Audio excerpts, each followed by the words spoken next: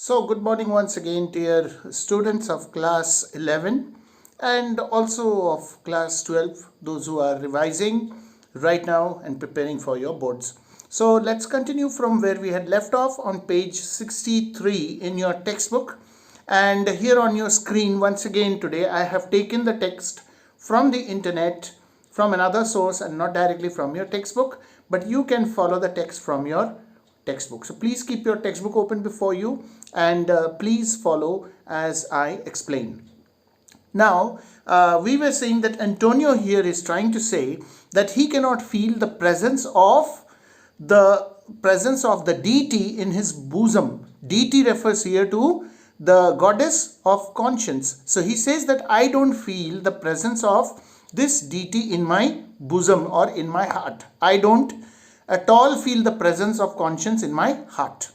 And then he says, 20 consciences that stand twixt me and Milan, candide be they. So we had stopped here. So in our previous video, and I'll continue from here. So let 20 consciences stand between me and Milan. Well, let them be frozen, candide or frozen. So the meaning is given alongside, just next to the text in your textbook. You can just look it up. So let them be frozen, candide be they. So we move on from here, that is from page 64 in your textbook. And then he says, and melt they molest.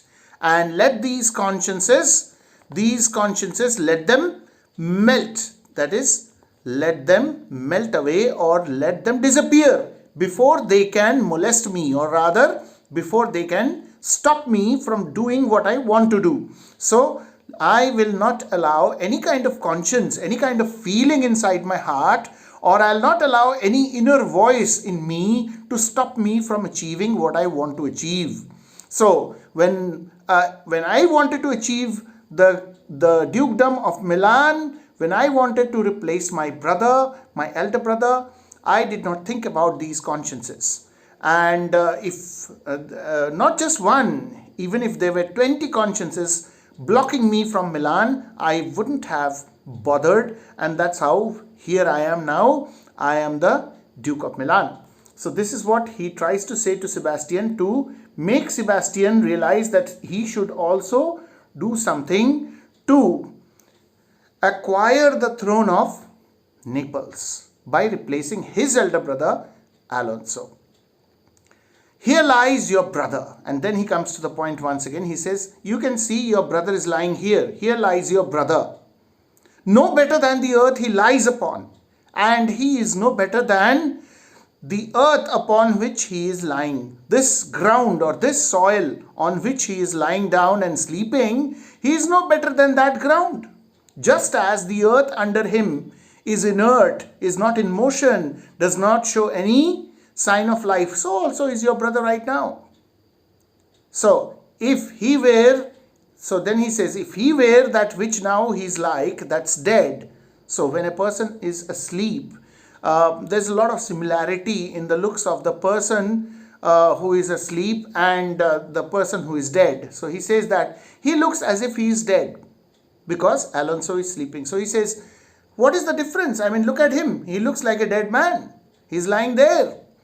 And then he says, whom I with this obedience steal 3 inches of it, whom I can lay to bed forever using my sword. Only 3 inches from the tip of my sword, that much is enough to stab a person to death. Using this steel of mine, steel refers to the sword, which is very obedient to me. That is the way I want to move it. This sword moves accordingly, according to my wishes. Just the initial 3 inches of this sword from the tip is sufficient enough to put your brother to sleep forever. Bed forever means to sleep forever, which means, in other words, 3 inches of this sword, if I stab this sword into him, just 3 inches of it will do the work. He will be dead and gone forever. Whiles you doing thus to the perpetual wink of my put, this ancient morsel. Whereas when I kill your brother, you can also do the same thing. Within the wink of an eye, you can also put to death this ancient morsel, referring to obviously Gonzalo, because Gonzalo is the most faithful servant of Alonso, the most faithful lord or counselor of Alonso. So if we kill Alonso, side by side we have to kill Gonzalo also, because if this man stays alive, then he will create problem for us, because he will never be faithful to us. So this ancient morsel means a tiny piece of some food material, a tiny piece of food material. He is comparing him to a morsel, and he calls him ancient because he is old. So this ancient morsel, this Sir Prudence, this so-called man of wisdom. Prudence means one who has a lot of wisdom. So he is Sir Prudence. He is full of wisdom. He keeps on lecturing everyone who should not upbraid our course. So try to understand, students, what's the plan? Antonio says, I will use my sword. Just 3 inches of my steel sword will be sufficient enough to stab your elder brother Alonso to death. Now you cannot possibly kill your brother with your own hands, so let me do that dirty work for you. In the meantime, what you can do, Sebastian, is you can kill Gonzalo. Excuse me. So Gonzalo should also be put to death, according to him. For all the rest, they'll take suggestion as a cat laps milk. And as for the rest of the courtiers, rest of the followers of the king, rest of the noblemen, including Adrian, Francisco and other attendants of the king, well, they will behave like cats. Just as when you pour a bit of milk before a cat, it starts lapping up, or it starts licking, or starts drinking that milk using its tongue.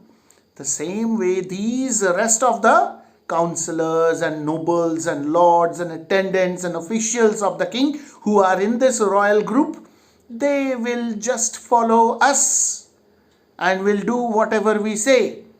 Just as when you see a stray cat and you pour some milk and it immediately becomes tame, the same way these people will behave. Once they will see that their old king is dead, and once they will see that you have taken over and you have proclaimed yourself king, they will automatically start obeying you. So why bother? Why bother at all? Just these 2 men must be killed. One is Alonso, the other is Gonzalo.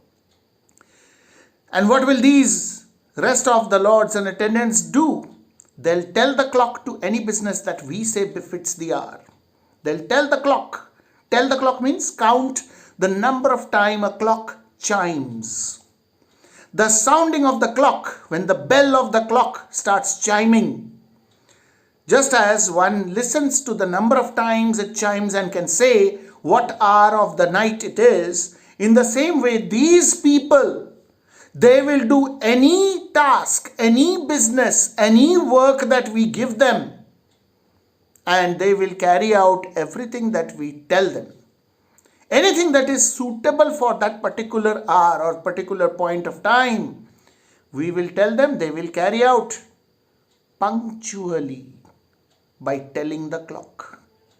What he means to say is that these people, they will obey our orders and they will punctually carry out whatever task we ask them to do. So Sebastian says, thy case, dear friend, shall be my precedent. My dear friend, what happened in your life, the manner in which you got the throne of Milan, will be my example. I will follow that example to achieve the throne of the throne of Naples. He says, as thou gottest Milan, I'll come by Naples. I'll take your example, and just as you procured Milan, I will procure Naples. Draw thy sword. One stroke shall free thee from the tribute which thou payest, and I, the king, shall love thee. Take out your sword. Now Sebastian is fully charged. He is now telling Antonio. So long Antonio was trying to make him understand. Now Sebastian is so, energized and he's so enthusiastic about it. He says, okay, fine, take out your sword, and with one stroke of that sword of yours, free yourself from that annual tribute which you have to pay to Milan. And I will proclaim myself king of Naples and will always love you as my friend for giving me my kingdom. So, how is this going to happen?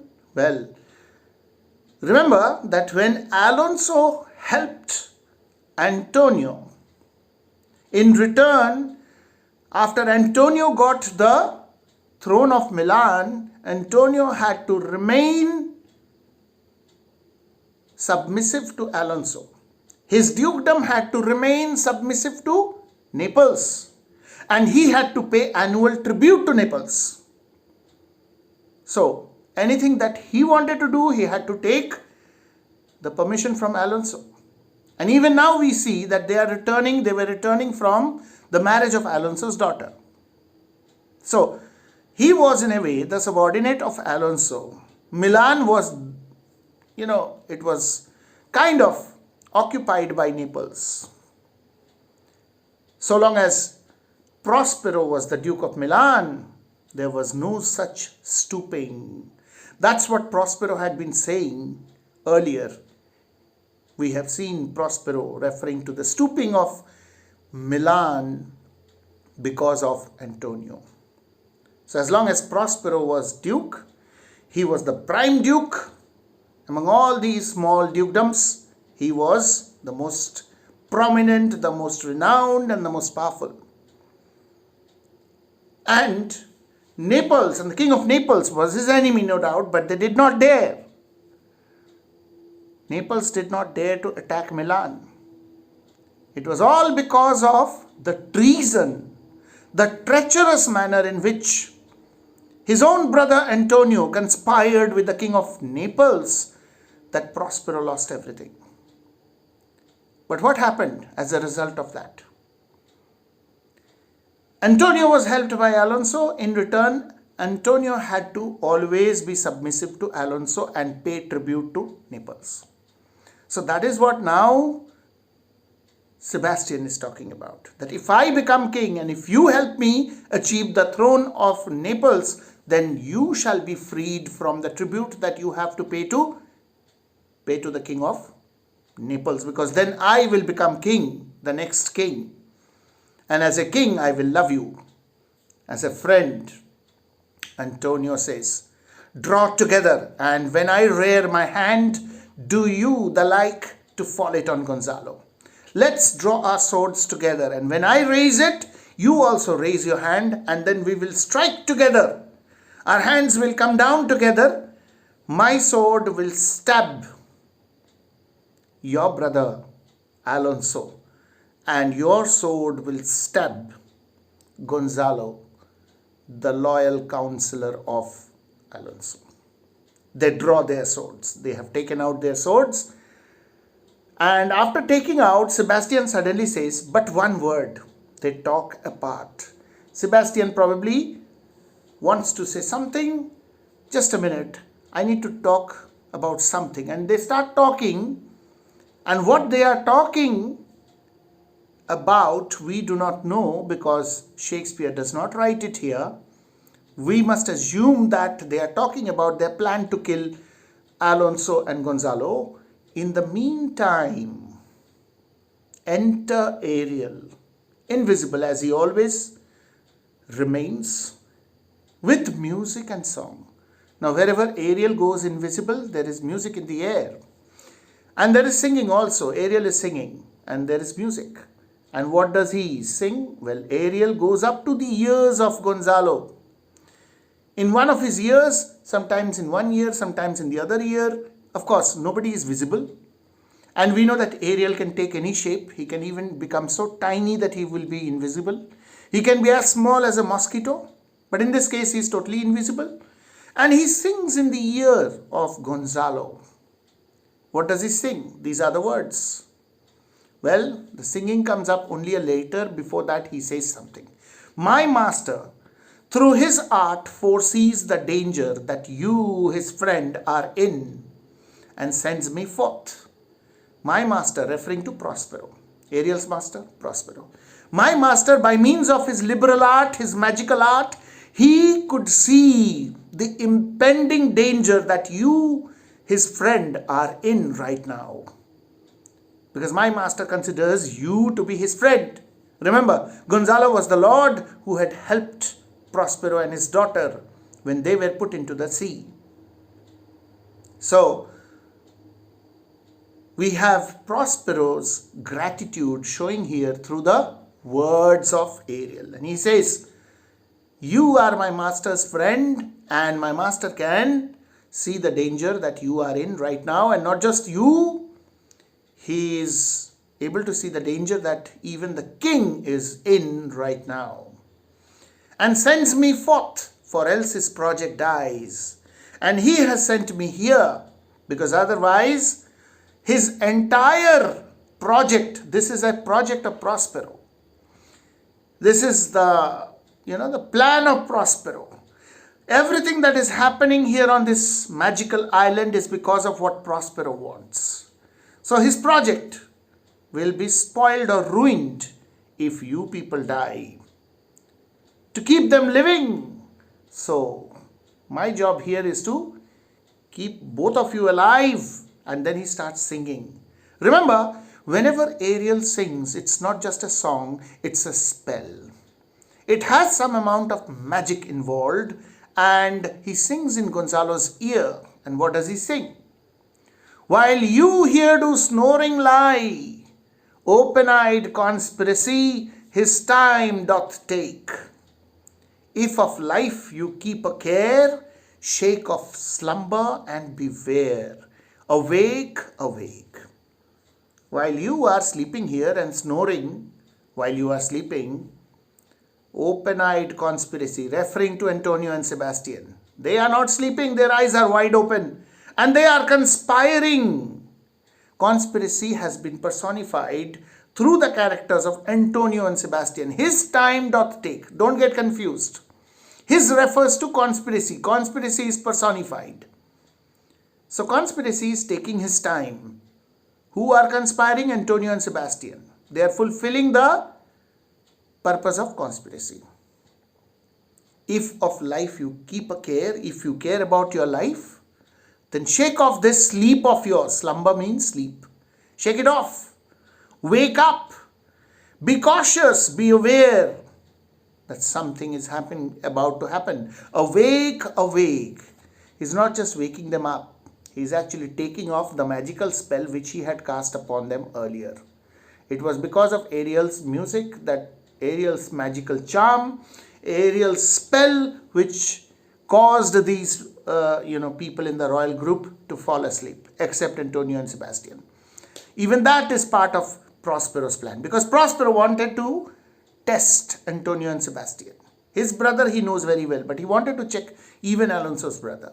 And sure enough, when all were asleep, these two started conspiring. Particularly Antonio, who has a vicious mind, he starts conspiring, he starts brainwashing Sebastian. So in the meantime, Antonio and Sebastian, we know that they were talking, standing a little apart. Now Antonio to Sebastian, then let us both be sudden. Now let us both strike together without further delay. Let's do it. And just as they have raised their sword to hit Gonzalo and Alonso, Alonso's eyes open. Waking, now good angels preserve the king. See, Alonso is such a man that even when he wakes up, the first thing he says is, let the king be protected by the good angels. He opens his eyes and he sees these two people standing with their swords raised in the air. He wakes Alonso. He pushes Alonso, wake up. And he says, well, Alonso wakes up and he says to Sebastian, why, how now, ho, awake? Why are you drawn? Why, how now, ho, awake? This is just an expletive of surprise. The king is shocked and surprised. As he opens his eyes, he sees his brother and even Antonio both holding naked swords raised in the air as if they are about to strike or something. Why have you drawn your swords? He's asking them. Wherefore this ghastly looking? Why do you look so horrible? Why are your expressions, why are your faces looking so horrible? Gonzalo says to Sebastian, what's the matter? Gonzalo demands, tell us, what is the matter? Now they have to tell lie.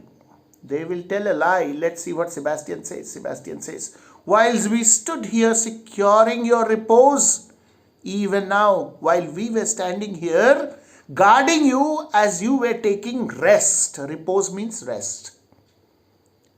Even now, just now, we heard a hollow burst of bellowing like bulls or rather lions. Did it not wake you? We heard a horrible sound. Something which sounded similar to the bellowing of bulls or maybe the roaring of lions. Now, how can the bellowing of bulls and roaring of lions be the same? When a bull bellows, it bellows in its own style. When a lion roars, it roars in its own style. So it is obvious that he is telling a lie. Whatever comes to his mind, he just tries to say that. He's making it up. Of course, there was no sound. They did not hear any such horrible sound, but that's what he tells them. And then he's even asking, did it not wake you? Didn't you all wake up because of that sound? So he tries to explain that we took out our swords because we heard that horrible sound, perhaps made by some wild animal in this island, and we took out our swords to protect you because you were sleeping and we were guarding you. So didn't you also wake up because of that sound? It struck mine ear most terribly.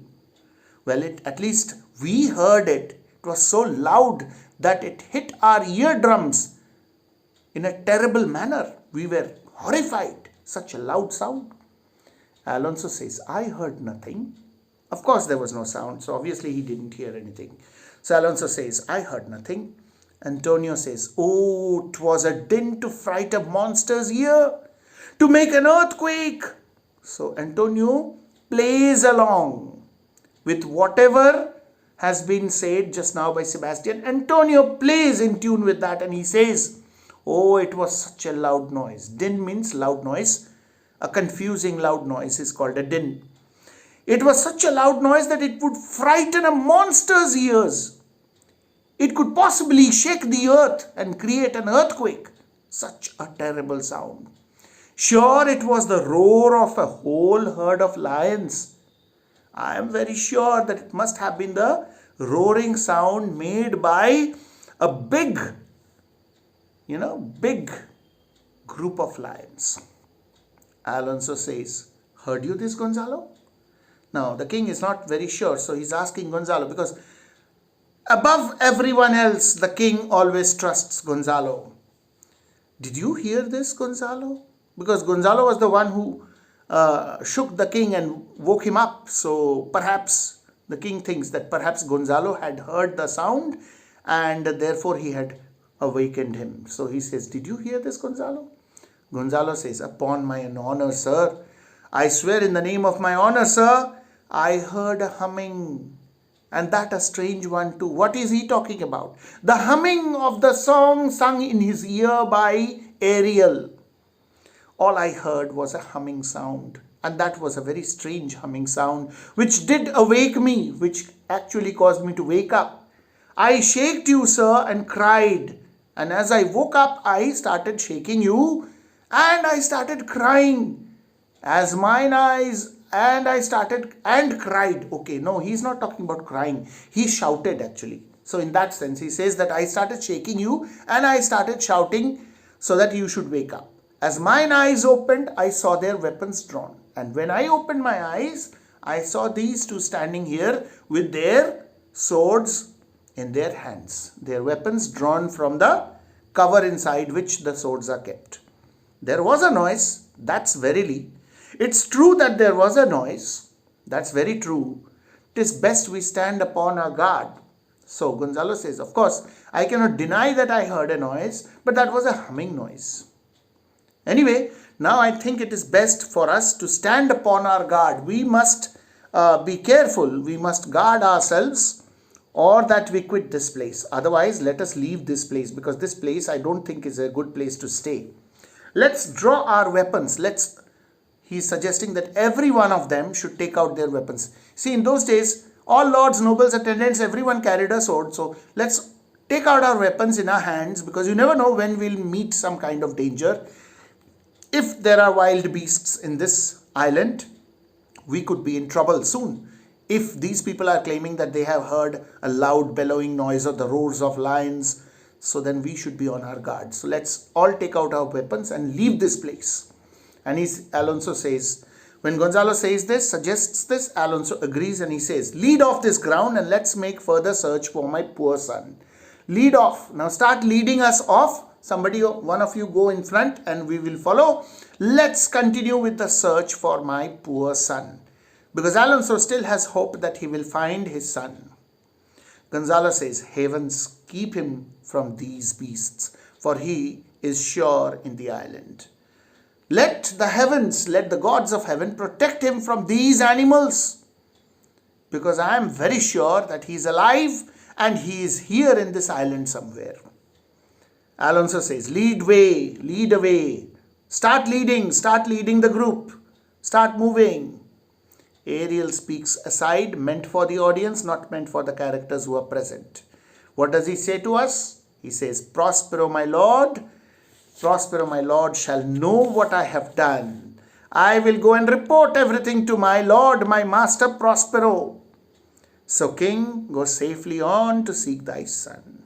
So king, please carry on with your search of your son. You can continue safely. There is no danger. Don't worry at all. Everything is just fine. So start moving, king. Go safely and look for your son. They exit. And with that, the scene comes to an end. So we have come to the end of Act 2, Scene 1. We have just finished Act 2, Scene 1. That's the end of Act 2, Scene 1. And we have come to the end of page 66 in your textbook. So I hope you have been able to understand. I have tried to explain in simpler English as far as possible. You must go through the explanations and word notes which are provided in your textbook alongside the text. And you must read the text also and watch my video thoroughly. If you don't understand any particular line, go back to it and listen to my explanation. I'm sure you will be able to understand. So that's it for now. Thank you.